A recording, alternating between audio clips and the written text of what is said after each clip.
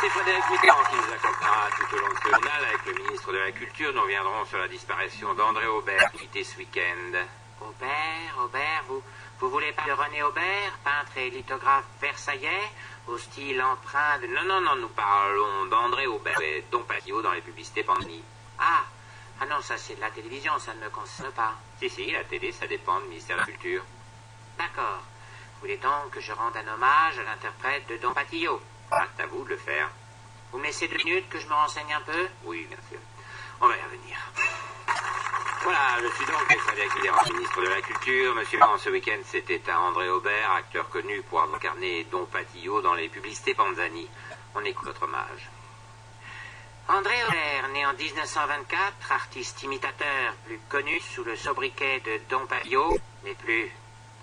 Voilà. Non, c'est pas suffisant. Hein. Les publicités Panzani sont passées pendant 25 ans quand même à la télé. Je m'en doutais un peu.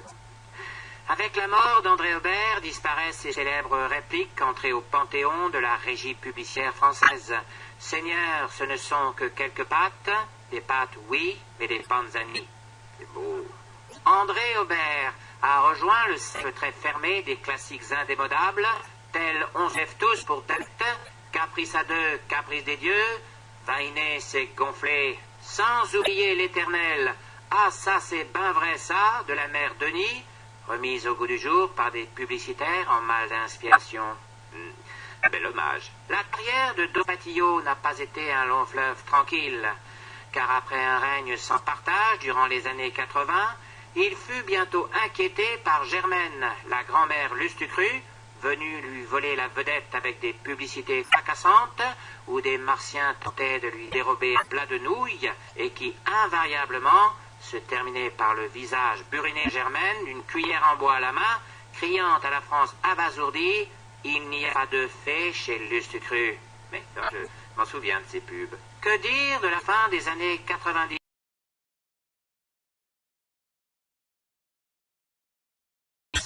où une star mondiale tenta de faire vaciller Dompatillot de son confortable piédestal culinaire, avec l'arrivée tonitruante d'un Gérard Depardieu déjà joufflu, vantant les mérites des pâtes Barilla, numéro 1 en Italie. Quelle carrière, hein. Ça vous va? J'ai rempli mon devoir? Non, Dompatillot, ça mérite un peu plus quand même. Allons-y alors. Avec la disparition de Dompatillot, le monde de la pâte alimentaire est en deuil.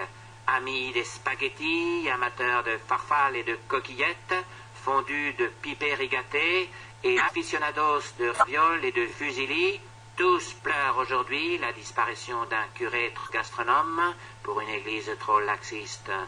Tutoyant Dieu à l'heure du repas, Dompatillot la rejoint en moins de 8 minutes, soit le temps de cuisson al dente d'un paquet de macarons de 500 grammes. Les disparitions, c'est toujours triste, hein, mais avec Frédéric Mitterrand, ça devient poignant. Hein. Dompatillot rejoint le club très célèbre des dons célèbres, Don Juan, Don Diego de Vega, Don Quichotte et Don Johnson. Inoubliable interprète du Sonic Rock de Deux flics à Miami. Merci, M. Mitterrand, c'était bien. Balancé, il est inarrêtable. Hein.